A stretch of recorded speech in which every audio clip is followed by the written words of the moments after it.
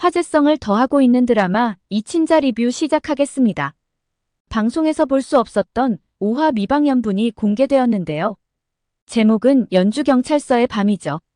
이 영상에서 의외의 장면이 나왔는데요.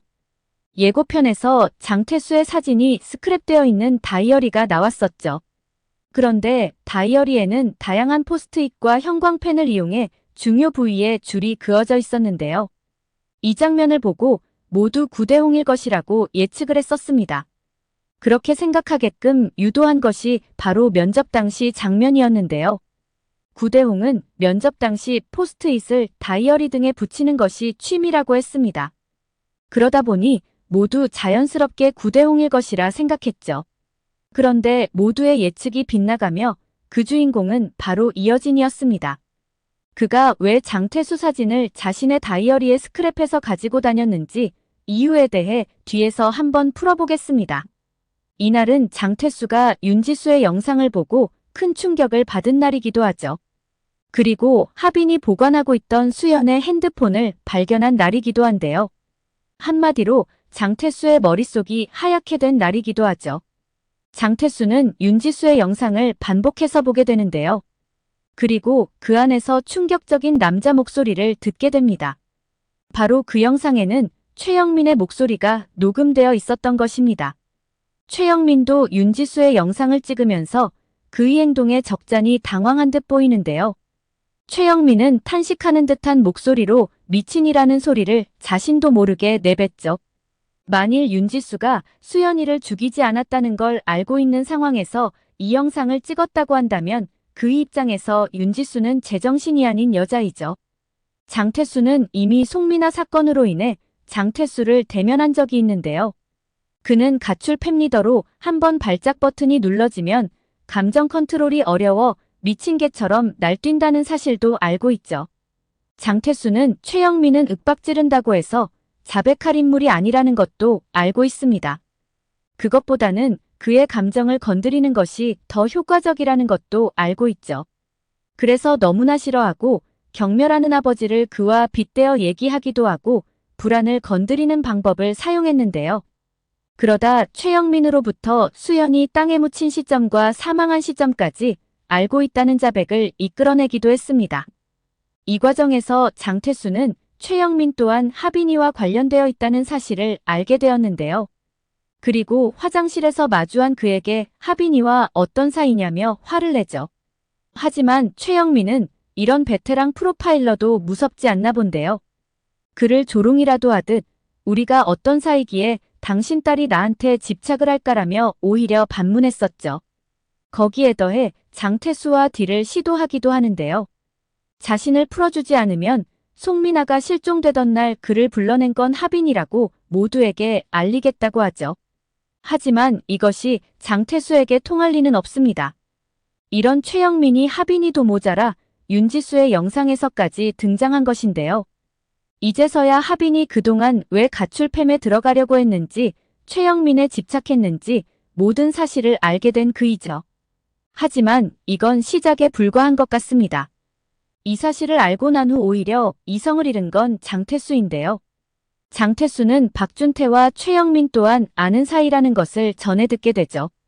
그리고 미친 듯이 경찰서로 달려가 조사받고 있는 박준태를 향해 최영민과 어떤 사이냐며 몰아붙이는데요.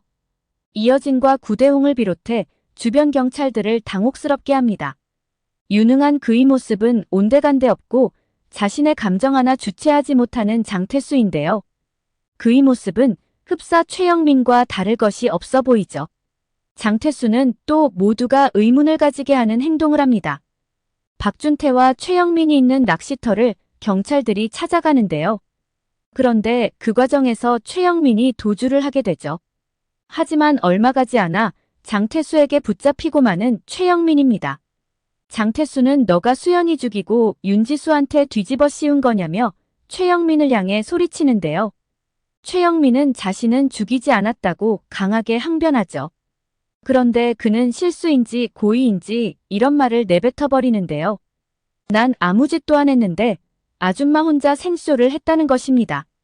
이 말인즉슨 자신도 죽이지 않았고 윤지수도 죽이지 않았는데 그 여자가 왜 수연 시체를 파묻었는지 이해할 수 없다는 것이죠. 한마디로 수연 죽인 범인은 따로 있다는 것입니다. 우리가 추측해 볼 수 있는 사람은 단연 두 사람인데요. 박준태와 김성희이죠. 그런데 이 부분이 참 의문인데요.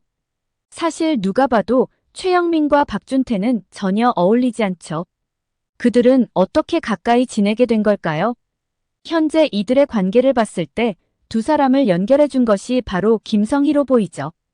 박준태 거주지의 경비원 말에 의하면 최영민이 그의 집에 찾아와 행패를 부렸다고 했는데요. 최영민이 그렇게 할 수 있는 건 딱 하나이죠. 바로 박준태가 꼼짝할 수 없는 어떤 약점을 쥐고 있다는 것입니다. 그렇다면 그 약점이 도대체 뭘까요? 혹시 수연의 죽음과 관련이 있는 걸까요? 장태수는 하빈이에게는 윤지수가 수연을 묻은 사실에 대해 함구할 것을 강조하는데요. 하빈이에게 상처 주면 용서하지 않겠다는 것이죠.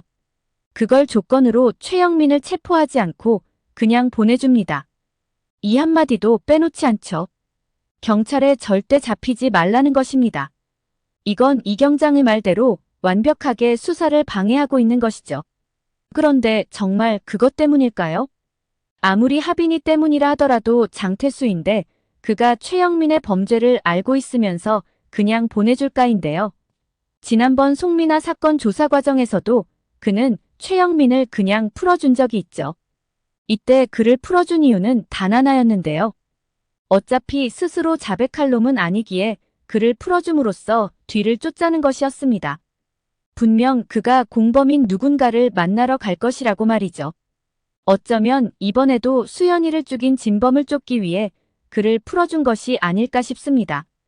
단순한 최영민은 하빈이 때문에 풀어줄 수밖에 없었을 거라 생각할 것 같은데요. 하지만 머지않아 꼬리가 밟히지 않을까 싶습니다. 6화 예고편에서는 최영민의 신변에 문제가 생긴 것으로 보이죠. 어두운 밤길 최영민이 걸어가는데요. 그런데 누군가 갑자기 뒤에서 그를 가격하죠. 일명 퍽치기를 당한 것입니다. 그런데 누가 왜 최영민을 공격한 것일까요? 이는 아마도 최영민이 장태수와 하빈에게 윤지수 영상을 보냈다는 사실을 알고 있는 사람 중 한 명일 것으로 보이는데요. 그리고 더 이상 그를 살려두면 자신들도 위험하다고 느꼈을 수 있는 부분이죠. 혹시 최영민을 미행하던 헬멧남인 걸까요? 분명 수연 사건에 대해 진실이 알려지는 걸 두려워하는 누군가의 소행으로 보이죠. 현재로서 범인으로 추정되는 인물은 김성희가 아닐까 싶은데요. 물론 직접 최영민에게 위해를 가하지는 않았을 것으로 보이죠. 누군가에게 사주했을 것으로 보이는데요. 그 이유인즉슨 세 가지입니다. 첫 번째는 김성희는 최영민이 하빈에게 윤지수 영상을 보여줬다는 사실에 격분했었는데요. 그걸 보여주면 어떡하냐며 평상시 모습과는 다르게 강하게 반응을 했었죠. 두 번째는 김성희는 수연 사건에 대한 진실이 알려지는 걸 원하지 않았습니다. 박준태는 경찰이 학교로 찾아오자 심한 불안을 느꼈는데요. 그래서 심적 불안을 느낀 그가 김성희한테 이제 다 내려놓고 편안해지고 싶다고 했죠. 하지만 김성희는 이를 만류했었는데요. 박준태가 자수를 하게 되면 자신은 어떻게 하냐는 것이죠. 이러한 것을 볼 때 박준태의 확률은 아주 낮아 보입니다. 세 번째는 김성희는 최영민에게 심하게 불안을 느끼고 있죠. 최영민은 김성희에게 자신과 떠날 준비를 하라며 집을 팔라고 압박했는데요. 하지만 모두 알다시피 김성희는 최영민을 좋아하지 않습니다. 김성희 또한 최영민한테 약점이 잡힌 것으로 보이는데요. 그래서 그에게 폭행을 당하면서도 떠날 수 없는 것으로 보이죠. 그는 최영민에게서 벗어나고 싶을 텐데요. 하지만 자신이 그로부터 벗어날 수 있는 방법은 단 한 가지이죠. 바로 최영민이 죽는 것입니다. 어쩌면 최영민은 이 사고로 인해 드라마 단골 소재에 나오는 것처럼 뇌를 다쳐 기억상실증에 걸리지 않을까 싶은데요. 그리고 9화나 10화에서 짜잔하고 일어나 모든 진실을 얘기하는 것이죠. 이 드라마에서 수상한 캐릭터는 또 있습니다. 바로 이어진 경장이죠. 그는 입사 이후 짧은 시간에 많이 변한 듯 보였는데요. 그는 면접 당시부터 장태수의 팬이라며 함께 일하고 싶다는 것을 강하게 어필했는데요. 하지만 좀 이해가 되지 않는 부분도 있었죠. 그는 면접이 끝남과 동시에 장태수에게 서슴없이 다가갔는데요. 그리고 합격하면 선배님과 함께 할 수 있냐고 물었죠. 이 말인즉슨 그가 이곳에 지원한 동기는 너와 함께 하기 위해서라고 들리는 부분이죠. 그런 그가 현재는 180도 변한 듯 보입니다. 물론 이성을 잃고 감정적으로 행동하는 장태수의 모습에 실망한 영향도 있을 수 있는데요. 하지만 그렇다기엔 지나치게 하빈과 장태수를 의심하며 사건을 하빈에 초점을 맞추고 있죠. 그리고 그가 다이어리에 장태수 사진을 스크랩한 것도 좀 이해가 되지 않는데요. 물론 롤모델이라고 하니 닮고 싶어서 그랬을 수도 있죠. 하지만 다이어리에 붙이고 다닐 정도라면 그의 인생에 있어 엄청난 영향을 끼쳤다고 보는 것이 맞을 것 같은데요. 어쩌면 그가 한 말을 반대로 해석해야 하지 않을까 싶은 생각도 드는데요. 롤모델이어서 함께 일하고 싶다기보다는 가까이에서 그를 지켜봐야 하는 이유가 따로 있는 것이죠. 즉 또 다른 피해자 가족이거나 아님 수연과 관련이 있지 않을까 싶습니다. 오늘 영상은 여기까지입니다. 구독, 좋아요는 제게 큰 힘이 됩니다.